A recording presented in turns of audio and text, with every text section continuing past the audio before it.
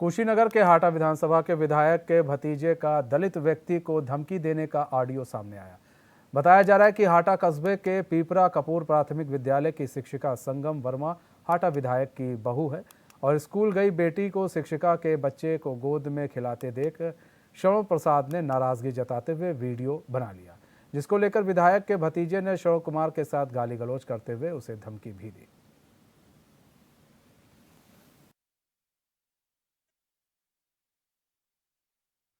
दो तीन घंटा तुम क्या किए हो? तुम्हारा सब घर में घुसा देंगे।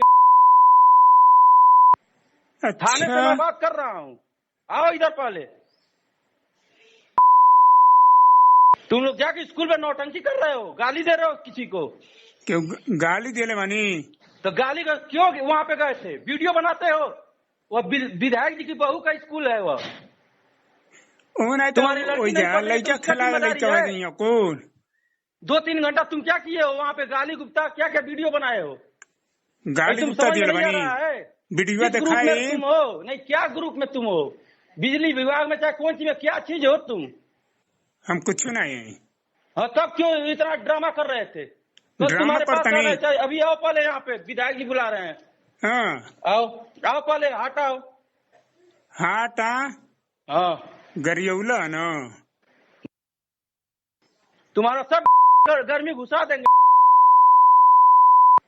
थाने से मैं बात कर रहा हूँ, आओ इधर पहले।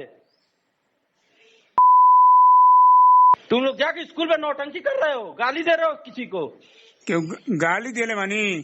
तो गाली का क्यों वहाँ पे गए थे? वीडियो बनाते हो? वो विधायक जी की बहू का स्कूल है वो। तुम्हारी लड़की कौन? दो तीन घंटा तुम क्या किए हो वहाँ पे? गाली गुप्ता क्या क्या वीडियो बनाए हो? गाली गुप्ता दिया बनी वीडियो दिखाए। तुम हो नहीं, क्या ग्रुप में तुम हो?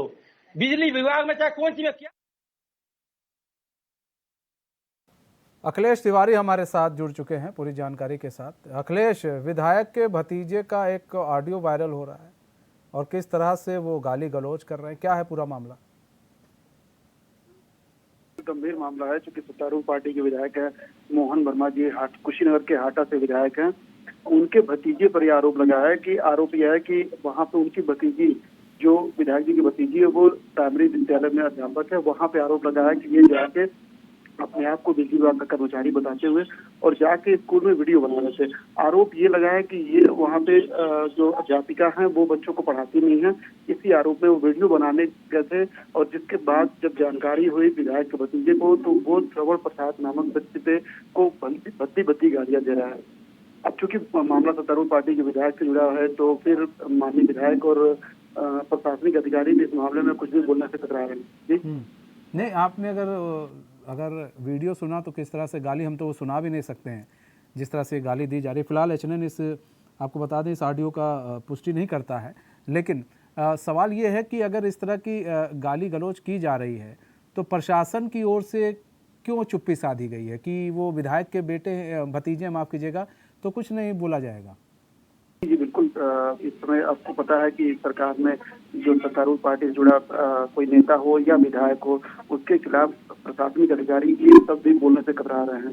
तो चूंकि मामला विधायक के भतीजे से जुड़ा है और वो इतनी भद्दी गालियां दिया है कि जो ऑडियो है उसके मुताबिक वो इतनी भद्दी गाली दे रहा है कि वो सार्वजनिक रूप से सुनाया नहीं जा सकता, ना कोई बता सकता है, ना कोई कह सकता है। अब चूंकि मामला विधायक के भतीजे से जुड़ा है तो प्रशासनिक अधिकारी चुप्पी साधे हुए कुछ भी बोलने से कतरा रहे हैं।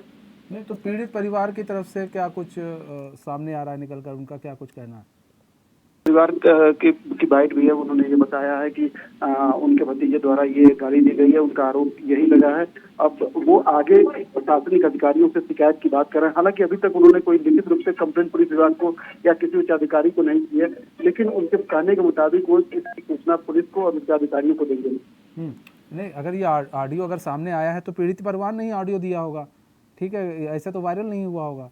अब दो सवाल ये है कि क्या नाम है, आप शिकायत भी नहीं कर रहे हैं, तो क्या समझा जाए इसे कि डर है, शिकायत डर के मारे नहीं कर रहे हैं या फिर वो करेंगे शिकायत? नहीं, उन्होंने कहा है करेंगे, लेकिन हालांकि क्योंकि ये मामला सत्तारूढ़ पार्टी के विधायक से जुड़ा हुआ है और सत्तारूढ़ पार्टी का नेता है, भारतीय जनता पार्टी के विधायक, उनके भतीजे पे आरोप है, तो कहीं ना कहीं वो गरीब आदमी है, पीड़ित पक्ष जो है वो गरीब आदमी है, तो वो एक तरह से उसके मन में भय भी व्याप्त है कि अगर प्रशासनिक अधिकारियों के पास शिकायत लेके जाए और सुनवाई नहीं हुई, उल्टे अगर उसको उल्टे किसी केस में फंसा दिया गया तो उसको लेनी की देनी पड़ जाएगी, इसलिए कहीं ना कहीं उसके मन में डर भी है। लेकिन चूंकि मीडिया में बात वायरल हुई है, वो ऑडियो, तो अब उसको एक आत्मबल मिला है और वो अब कार्रवाई की बात कर रहा है कि हम लिखित शिकायत करेंगे अधिकारियों से, जिससे इसके खिलाफ कठोर कार्रवाई हो सके। अब सवाल ये है कि वो विधायक का जो भतीजा है वो कह रहा है तुम हाटा आओ और मिलो आके, ठीक है हम थाने में बैठे हुए हैं, आके तुम मिलो, तो क्या मतलब वो धमकी दे रहा है? थाने में बैठे हुए हैं तो विधायक के भतीजे हैं, वो थाने में बैठे हों चाहे किसी के पास बैठे हों, तो किसी को ऐसी तरह गाली भी नहीं देना चाहिए। अगर आपकी कोई समस्या आपको लग रही है तो आप अपनी तरफ से उस चीज़ को बोल सकते थे। क्या मतलब कोई राइट दे देता कि नहीं हम विधायक या फिर सांसद के भतीजे या बेटे होंगे तो हमारे हम जो मन में आएगा वो करेंगे? बिल्कुल, जैसे जो ऑडियो वायरल हुआ है उसमें स्पष्ट है कि जिस हिसाब से बदली बदली गाली दे रहे हैं, कहीं ना कहीं उनको सत्ता का अहम है, सत्ता का अहंकार है, सत्ता का नशा है। सत्ता का नशा, सत्ता का अहंकार नहीं होता तो एक पीड़ित पक्ष जो एक अगर उसकी कोई शिकायत है, वो स्कूल में गया शिकायत करने के लिए, तो उसकी शिकायत पे स्कूल कार्रवाई करने के बजाय वो जो हेडमास्टर हैं वो अपने विधायक जी से बात के फिर उनके भतीजे ने बदली बदली गाली दी। कहीं ना कहीं ये सत्ता का नशा ही है जो इतना सर चढ़ के बोल रहा है कि जिस तरह से वो गाली दी है, कहीं ना कहीं बहुत बुरा है। इस तरह से अपने शब्दों का प्रयोग किसी भी सभ्य समाज में किसी भी आम इंसान के लिए या किसी नेता के लिए नहीं किया जा सकता। ठीक है अखिलेश, बहुत बहुत धन्यवाद हमारे साथ जुड़ने के लिए और तमाम जानकारी साझा करने के लिए।